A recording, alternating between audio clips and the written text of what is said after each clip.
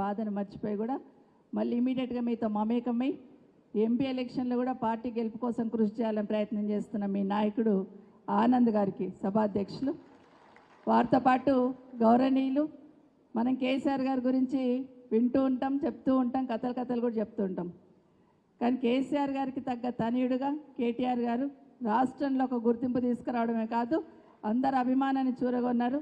ముఖ్యంగా మన అధ్యక్షులు కేసీఆర్ గారు వారు నిజంగానే మనకు ఒక కేటీఆర్ గారి రూపంలో మనకు ఒక మంచి బలాన్ని ఇచ్చున్నారు పార్టీకి. కాబట్టి వారికి కేటీఆర్ గారికి కార్యనిర్వాహక అధ్యక్షులు, వారితో పాటు వేదిక మీద ఉన్న మన పార్లమెంట్ అభ్యర్థి గురించి నేను చెప్పక్కర్లేదు.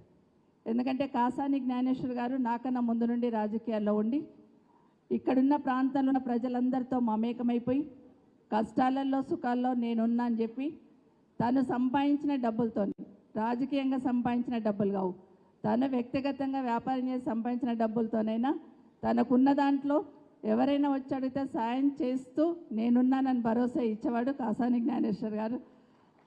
జిల్లా పరిషత్ చైర్మన్గా అయిన తర్వాత, ఎమ్మెల్సీగా అయిన తర్వాత ఇంకా కొంత ఈ ప్రాంతంలో పరిగి వికారాబాద్, తాండూరు లాంటి ప్రాంతాలలో మీ అందరితో ఎక్కువగా మమేకమైంది ఎవరంటే కాసాని జ్ఞానేశ్వర్ గారు. అలాంటి వ్యక్తిని ఇక్కడ క్యాండిడేట్గా డిసైడ్ చేసినందుకు గౌరవనీయులు కేసీఆర్ గారికి ధన్యవాదాలు చెప్తూ, కాసాని జ్ఞానేశ్వర్ గారికి, వేదిక మీద ఉన్న మన సోదరులు యాదయ్య గారికి, చేవెళ్ళలో ఎంత ప్రభావం చూపిస్తాడో వికారాబాద్లో కూడా అంతే ప్రభావం చూపిస్తాడు యాదయ్య. ప్రతి ఒక్కరికి క్యాండిడేట్లకు ఏమడుగుతారంటే నువ్వు అప్లై చేసిన దగ్గర పోటీ చేయని అడుగుతుంటారు. కానీ యాదయ్య గారికి కేసీఆర్ గారు 2 సార్లు ఆప్షన్ ఇచ్చున్నారు. నువ్వేది ఎన్నుకుంటావు, వికారాబాద్ ఎన్నుకుంటావా, చేవెళ్ళ ఎన్నుకుంటావా అని ఆప్షన్ ఇచ్చున్నారు. అట్లాంటి ప్రభావం చూపిస్తూ ఉంటాడు యాదయ్య. కాబట్టి ఈ ఎన్నికల్లో కూడా యాదయ్య గారు చేవెళ్ళలో ఎంతైతే పనిచేస్తారో ఖచ్చితంగా వికారాబాద్లో ఆనంద్ గారికి అండగా ఉండి అదేవిధంగా సలహాలు సూచనలు ఇచ్చి అటు ఇటు ఉన్న వాళ్ళని చక్కగా చేసి పార్టీకి పని చేయించాలని మాత్రం యాదయ్యకి చెప్తున్నాను. మా సోదరులు యాదయ్య గారు చాలా గట్టిగా మాట్లాడండి. ఎప్పుడు తీసుకున్నా ఆయన మెయిన్ స్పీకర్ అయిపోతున్నాడు. మంచిగా ఫుట్బాల్ ఆడుతున్నాడు, టకాటక మాట్లాడుతున్నాడు. ఇంతకుముందు గొంతు మంచి లేకుంటే గొంతు మంచి చేయించుకున్నాడు, ఫటాఫట్ మాట్లాడేస్తున్నాడు. చాలా సంతోషం. ఒకటి మాత్రం పార్టీ కోసం అందరం పనిచేయాలని గట్టిగా చెప్పినాడు సోదరులు యాదయ్య గారికి. అమ్మ అక్కగా వాణిదేవి గారికి, మనం పివి నరసింహారావు గారి పేరు విన్నాం. ఈ మధ్యనే భారతరత్నగా వచ్చిన పివి నరసింహారావు గారికి వారి అమ్మ వాణిదేవి గారు ఎక్కడ పిలిచినా కూడా వచ్చి అందరికి అండగా ఉండి పార్టీకి స్ట్రెంథెన్ చేయాలని ప్రయత్నం చేస్తుంది. అక్కకి ప్రత్యేకంగా ధన్యవాదాలు. మా సోదరులు మహేశ్వర్ రెడ్డి గారు హరీష్ అన్న పేరు నిలబెడుతూ నిరంతరం ప్రజల మధ్య నుండి పనిచేస్తున్నా. మొన్న ఎలక్షన్లో వీళ్ళిద్దరికి చిన్న తట్టు తాకింది. వీళ్ళిద్దరు తర్వాత రోహిత్ కూడా, వీళ్ళ ముగ్గురికి తట్టు మాత్రమే తగిలింది. అది పెద్ద సమస్య ఏం కాదు. మీరందరూ కూడా గట్టిగా నిర్ణయించుకుంటే ఆ కసి ఈ ఎన్నికల్లో చూపించాలి. దయచేసి అదొక విజ్ఞప్తి మీకు అందరికీ కూడా.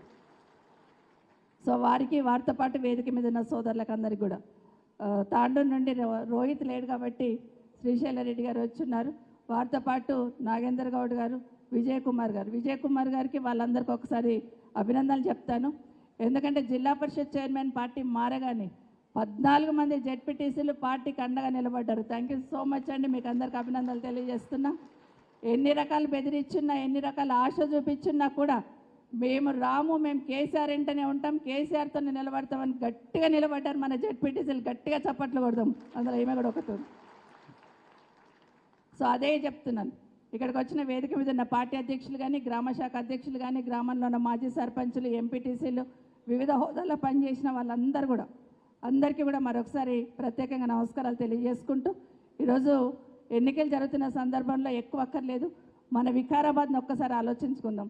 4 సంవత్సరాల్లో నేను కేటీఆర్ గారిని దగ్గరగా చూసినప్పుడు క్యాబినెట్లో ఏ డిస్కషన్ అయినా అది రైతులకు సంబంధించిన నష్టపరిహారం కానివ్వండి, లేకపోతే రైతులకు సంబంధించిన కొనుగోలు కేంద్రాలు కానివ్వండి, ఏ డిస్కషన్ అయినా కూడా ఫస్ట్ వికారాబాద్ గురించి అడుగుతుండే కేసీఆర్ గారు. వికారాబాద్లో కొనుగోలు కేంద్రాలు ఏర్పాటు చేసినామమ్మా, వికారాబాద్లో చెరువుల పరిస్థితి ఎట్లుందమ్మా, వికారాబాద్లో రైతు బంధు అందిందా లేదమ్మా అని చాలా ప్రేమగా ప్రతి మీటింగ్లో ఒక్క వికారాబాద్ గురించి అడుగుతుండే కేసీఆర్ గారు. సో నేను అనుకునేదాన్ని, చాలా సంతోషపడేదాన్ని. రంగారెడ్డి జిల్లాలో 3 జిల్లాలైనా, మేడ్చల్, రంగారెడ్డి, వికారాబాద్ అయినా వికారాబాద్ మీదనే ఏ ముఖ్యమంత్రి అయినా ప్రేమ చూపించాలి. కాబట్టి అట్లా మీటింగ్లలో అడుగుతుంటే చాలా సంతోషపడుతుంది. అన్నిటికన్నా ముఖ్యంగా వికారాబాద్ జిల్లా ఏర్పాటు చేయడమే కాకుండా మనకు కలెక్టరేట్ ఇచ్చున్నారు, వికారాబాద్కు మెడికల్ కాలేజ్ ఇచ్చున్నారు, వికారాబాద్కు నర్సింగ్ కాలేజ్ ఇచ్చున్నారు. ఏది అడుగుతుంది వికారాబాద్కి లోటు లేకుండా చేస్తున్నారు కేసీఆర్ గారు. వికారాబాదే కాదు, జిల్లాలో ఎక్కడ, రాష్ట్రంలో ఎక్కడైనా ఇది కావాలి అంటే లేదు అనేవాడు కాదు కేసీఆర్ గారు. ఏదైనా కూడా ఇస్తుండేవాళ్ళు. 10 సంవత్సరాల పాలన చూస్తున్నాం. సంక్షేమానికి సంబంధించి అయితే నిజంగానే కేసీఆర్ గారి పాలనలో సంక్షేమానికి స్వర్ణయుగం అని చెప్తాను నేను. ఎందుకంటే మీరందరూ ఒక్కసారి ఆలోచించండి. రైతులు మీరందరూ ఎక్కువ మటుకు వికారాబాద్లో రైతన్నలే ఉంటారు, వికారాబాద్లో వ్యవసాయమే చేస్తుంటారు. వర్షం పడితే ఎక్కడికి వస్తుంది? మీరందరూ వికారాబాద్లో అప్పు తెచ్చుకునికి వస్తుంది. ఏ సేటాన్ని అప్పిస్తాడేమో విత్తనాలు వేయాలని. అట్లాంటిది లేకుండా రైతు బంధు లాంటి కార్యక్రమం తీసుకొచ్చున్నారు, చాలా కార్యక్రమాలు తీసుకొచ్చారు. కానీ 3 నెలల నుండి ఏం జరుగుతుందంటే 3-4 నెలల నుండి కేసీఆర్ అసలు ఏమీ చేయలేడు, అసలు ఏమీ లేదు కేసీఆర్ చేసిందనే లెవెల్లో ఇప్పుడున్న ప్రభుత్వం ప్రచారం చేసే ప్రయత్నం చేస్తుంది. ఒక్కసారి ఊర్లలో మీరందరూ కూడా దయచేసి గమనించి, ఈ ఎన్నికల్లో కేసీఆర్ వల్ల లబ్ధి పొందిన వాళ్ళు ఏ ఇంటి గడప దట్టినా కూడా ఉంటారు. ఒక్కసారి ఆలోచించండి. రైతు బంధుకు సంబంధించి ప్రతి రైతుకు కూడా గుంట భూమి ఉంటే కూడా రైతు బంధు వేసినాడు, రైతు బీమా లాంటి పథకాలు కూడా ఇచ్చున్నారు. కానీ ఏం జరుగుతుంది? రైతు బంధు వచ్చిందంటే వచ్చింది, కానీ కేసీఆర్ ఏం చేయలేడు. నాకైతే రైతు బంధు వచ్చింది, అది ఎవరు ఇచ్చిందని కాదు, నాకైతే వచ్చింది, కానీ కేసీఆర్ ఏం చేయలేడు.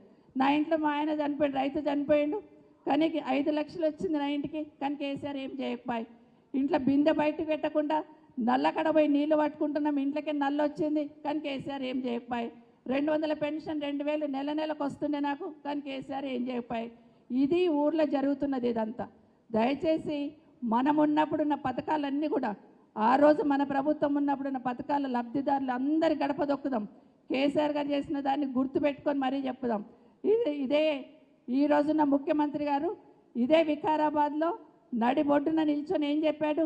డిసెంబర్ 9వ తారీఖు నాడు 2 లక్షల రుణమాఫీ చేస్తాను, ఇదే వికారాబాద్ గడ్డ మీకు చెప్పిపోయినాడు కదా. చేసిండ ఒక్కసారి ఆలోచించండి. ఇదే అడుగుదాం, ఇదే ఊర్లలో పోయి అడుగుదాం. 2 లక్షల రుణమాఫీ అయితే కాంగ్రెస్కి ఏమనండి, కాకపోతే మాత్రం మనకేమని చెప్పండి, ఖచ్చితంగా చెప్పండి ఈ మాట. ఈరోజు రైతు బంధు ఏమన్నాడు? కేసీఆర్ ఇస్తేనేమో 10,000 అవుతుంది, నేను వస్తే 15,000 ఇస్తాన్నాడు. ఇచ్చిండా? 15,000 ఇచ్చిన వాళ్ళని అక్కడ వేసుకోమనండి ఓటు, 10,000 ఇచ్చిన వాళ్ళని మనకేసుకోమనండి. ఇవి దయచేసి ఒక్కొక్క దగ్గరికి వెళ్ళి దయచేసి చెప్పే ప్రయత్నం చేయండి అని మీకు అందరికీ మనవి చేస్తే, ఇంతకుముందు మా బాబు మాట్లాడుతూ ఒక మాట చెప్పినాడు. మీకు ఇక్కడ ఉన్న వాళ్ళందరికీ చేత కదట, ఇక్కడ ఉన్న వాళ్ళు గెలిపారట, మన నాయకుడు కేసీఆర్ గారికి కూడా ప్రభావం చూపించాడట, బీఆర్ఎస్ పార్టీ ఏం పని చేయదట, కాబట్టి కాంగ్రెస్లోకి పోయినా అని చెప్తుండే రంజిత్ రెడ్డి. ఈ ఛాలెంజ్ మాకు వేదిక మీద ఉన్న వాళ్ళకి కాదు, ఈ ఛాలెంజ్ మీకే అని చెప్తున్నా నేను. నిజంగా మీకు ఆ సత్తా ఉందా లేదనే ఛాలెంజ్ మీకు విసురుతున్నట్టు, అవమానంగా మాట్లాడుతున్నది మీ గురించి మాట్లాడుతున్నట్టు. ఈరోజు రంజిత్ రెడ్డి గారికి సోదరుడికి ఒక్కటే మాట్లాడుతున్నా, 10 ఏళ్ళు కేసీఆర్ ఏం చేయలేడు అని అడిగి చెప్పి ఓటు అడుగు నువ్వు. ఎందుకంటే 10 ఏళ్ళు ఇదే కన్నా 5 ఏళ్ళు ఇదే కన్నా కట్టుకొని తిరిగినావు కాబట్టి ఏమి చేయలేడు కేసీఆర్ అనేది చెప్పాలి అక్కడ. ఈరోజు ఇక్కడ వికారాబాద్లో ఉన్న మా సోదరులకు చెప్తున్నాను, దయచేసి ఒక్కటి గుర్తుపెట్టుకోండి, ఇక్కడ ఉండి ఈ పార్టీ కండా కప్పుకొని అవతలికి పనిచేద్దామని ఆలోచన చేయకండి. ఈరోజు ఒక పేపర్లో పెద్ద ఆర్టికల్ రాశారు, చాలా బాధ అనిపించింది నాకు అది చదివితే. నాకైతే నమ్మకం, వికారాబాద్లో నికాసైన కార్యకర్తలు ఉంటారు, పార్టీకి నమ్మకంగా పనిచేస్తారు, పార్టీ కోసం ప్రాణం ఇస్తారు, వెన్నుపోటు పొడిచే వాళ్ళకు బుద్ధి కూడా చెప్తారు, గట్టిగానే నమ్మకం నాకుంది. దయచేసి గుర్తుపెట్టుకోండి, ఈ ఎన్నికలు మనకు జరుగుతున్నాయి, మనను సవాళ్ళు ఇక్కడెక్కడో సబితమ్మకు సవాల్ కాదు, ఆనంద్కు సవాల్ కాదు, జ్ఞానేశ్వర్ కాదు, బీఆర్ఎస్ కండువా కప్పుకున్న కార్యకర్తకు సవాల్ ఈ ఎన్నిక మాత్రం. దయచేసి గుర్తుపెట్టుకొని మా సోదరులందరూ కూడా, మీరందరూ కూడా ఖచ్చితంగా ఇంటింటికి వెళ్ళండి, కేసీఆర్ ఇచ్చిన పథకాలు చెప్పుదాం, ఈ ప్రభుత్వం చేసిన మోసాల గురించి చెప్పుదాం. 3-4 నెలల నుండి ఏం జరుగుతుంది? ఎంతసేపు కేసీఆర్ని తిట్టుడు తప్పిస్తే, నిజంగానే పాలమూరు రంగారెడ్డి గురించి ఈ ప్రాంతంలో పుట్టిండు కదా ముఖ్యమంత్రి గారు, కానీ కేసీఆర్ గారు సెక్రటరేట్ కట్టగానే ఫస్ట్ మీటింగ్ దేని మీద పెట్టాడంటే పాలమూరు రంగారెడ్డి మీద. ఆ రోజు ఏం చెప్పారంటే, మమ్మల్ని అందరిని పిలిచి కాళేశ్వరం పూర్తి చేసుకున్నాం, అక్కడ మంచిగా నీళ్ళు వస్తున్నాయి, రైతులు ఇంత పంట పండించుకుంటున్నారు, పాలమూరు రంగారెడ్డి పూర్తి చేస్తే నా కోరిక నెరవేరుతుందమ్మా, నేను సాధించిన తెలంగాణ ఏంటనేది అర్థమవుతుందని చెప్పాడు.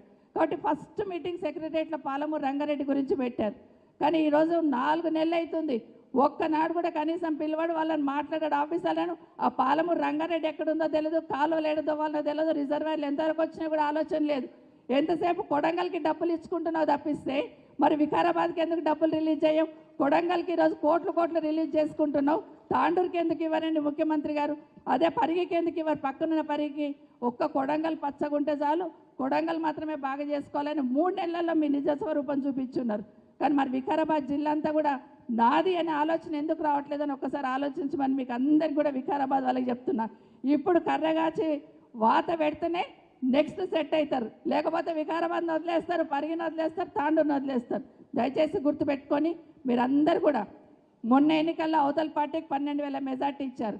కానీ రేపు ఎంపీ ఎలక్షన్లో 24,000 మెజార్టీ మన అభ్యర్థికి ఇచ్చినట్టు మీరు పనిచేయమని కోరుతా ఉన్నాను.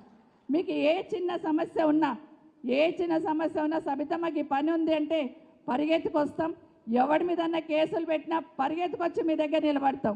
కానీ అవతలలో ఇక్కడ జరుగుతుంది, వికారాబాద్లో కేసులు పెట్టి భయపెట్టించాలనే ప్రయత్నం జరుగుతూ ఉంది. నిన్న మొన్న నేను చూసుకున్నాను, ఎక్కడన్నా అట్లా కేసులు పెట్టి ఇబ్బంది పెట్టాలంటే నేనే కాదు, కావాలంటే కేటీఆర్ గారు కూడా పరిగెత్తుకొస్తాడు మీకోసం తప్పిస్తే మీరు ఎక్కడ కూడా అధైర్యపడి పార్టీకి దూరంగా ఉండొద్దని మరొకసారి మనవి చేస్తూ మీకు అందరికీ కూడా